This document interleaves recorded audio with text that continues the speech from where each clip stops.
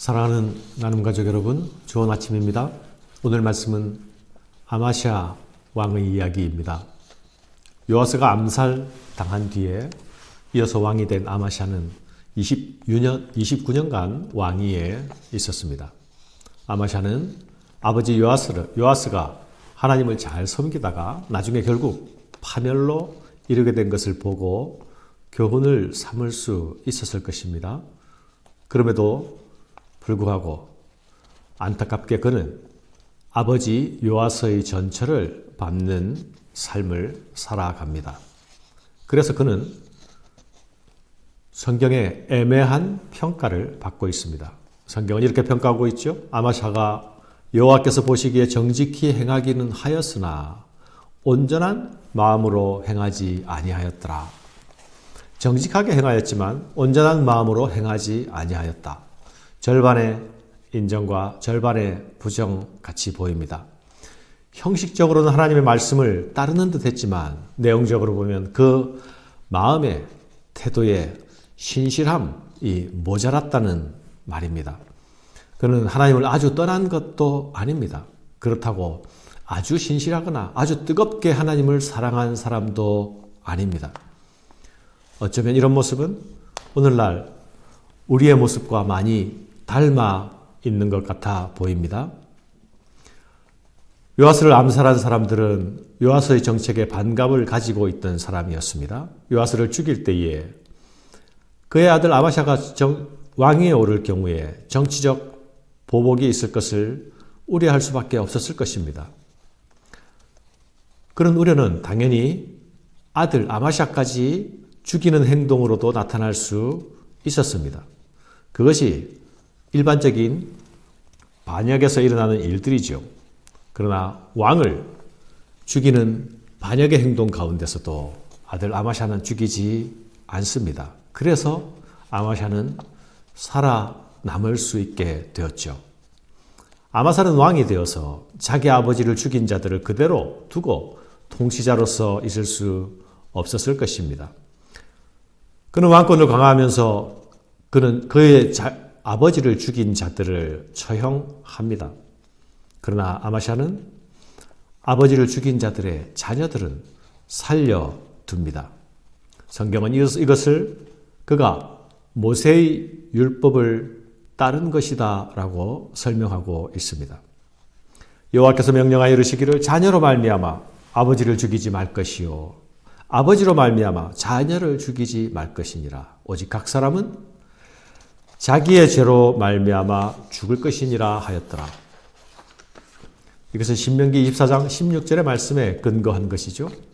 성경은 아버지의 죄 때문에 자녀들을 죽이는 억울한 죽음을 금지시키고 있습니다. 아마시아는 이 말씀을 지켰습니다. 그래서 억울한 피가 흘려지는 위험을 피할 수 있었습니다. 그가 왕으로 할 수 있었던 피해 보복을 말씀의 명령에 따라 말씀의 명령 때문에 자제했습니다. 이것은 아마시아가 자신이 하나님의 말씀 아래에 있어야 한다는 것을 인정하는 사람이었다는 것을 알려주는 것이죠. 또한 반역으로 왕권이 교체되는 혼란한 정국 속에서도 말씀의 명령이 조금이라도 살아있을 때에 억울한 피 흘림들을 막을 수 있었다는 것을 우리에게 알려줍니다. 아마시아 통치 기간에 에돔과의 전쟁이 있었습니다. 국력을 강화시킨 아마시아 왕은 에돔을 정벌하러 나섰습니다. 아마시아는 에돔 정벌 전에 은 100달란트를 들여서 북이스라엘 용병들을 고용하게 됩니다. 이방 나라를 치러 가는 전쟁에서 남북 연합군의 그림을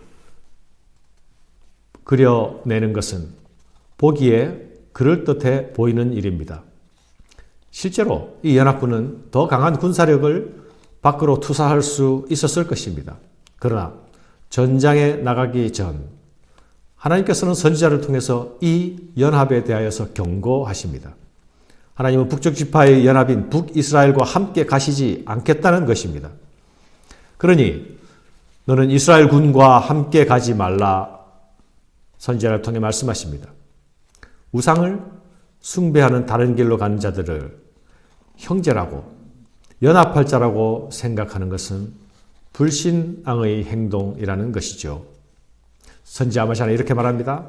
하나님은 능히 돕기도 하시고 능히 패하게도 하신다. 여호와께서는 능히 이보다 많은 것을 왕에게 주실 수 있다고 말합니다. 이 경고를 받은 아마샤는 마지못해 북이스라엘군을 돌려보내죠.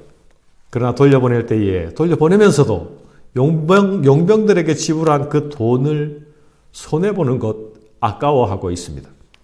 선지자의 말을 따라 순종을 하긴 하지만 마지못해 하는 순종의 모습을 보이고 있죠. 하나님의 경고를 듣고 북쪽의 군사를 돌려보내면서 자신의 불신앙적 행동을 성찰하는 모습은 나타나지 않습니다. 대신 자신이 잃게 될 돈에 대하여서 아쉬워하고 걱정하고 있습니다. 그러나 여러분, 하나님께서는 이런 절반의 순종에도 승리를 주시지요. 승리뿐 아니라 막대한 전리품도 얻을 수 있게 하셨습니다. 하나님은 우리의 작은 순종에도 귀하게 보아주시고 후히 주시는 하나님이십니다. 사랑하는 여러분, 우리에게 올바른 실천 중요합니다.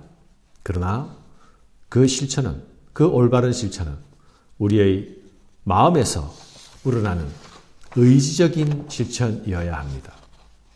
우리 안에 자발성과 기꺼움과 즐거움으로 행하는 것, 그것이 더욱 중요한 일임을 기억해야 하겠습니다.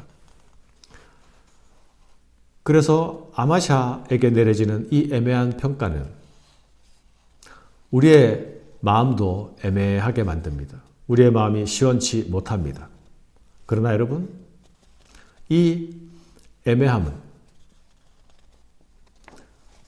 순종을 하면서도 계산을 하면서 따라가고 순종을 하면서도 마지못해 순종하는 모습으로 나타나고 있지 않습니까? 이런 순종, 이런 애매한 순종은 혹 우리의 자화상과도 같지 않습니까?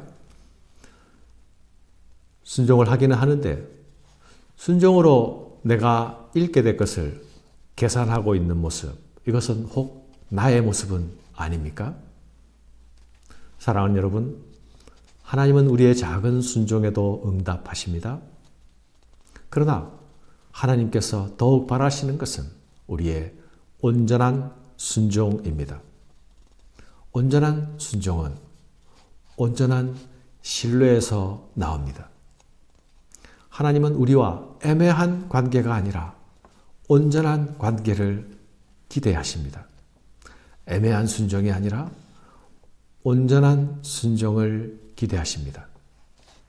오늘 내가 혹 계산하면서 따라가고 계산하면서 순종하고 있는 일들은 없습니까? 오늘 내가 순종의 길을 가기는 가는데 기쁨과 즐거움이 없는 일들은 혹 없습니까? 정직하게 행할 뿐 아니라 온전한 마음으로 행하는 일은 오늘도 하늘 아버지께서 자녀된 우리에게 기대하시는 일입니다. 오늘 수능을 보게 되는 우리 자녀들도 하나님을 향하여서 온전한 마음으로 길을 나서는 아침이 되기를 바랍니다. 감사합니다.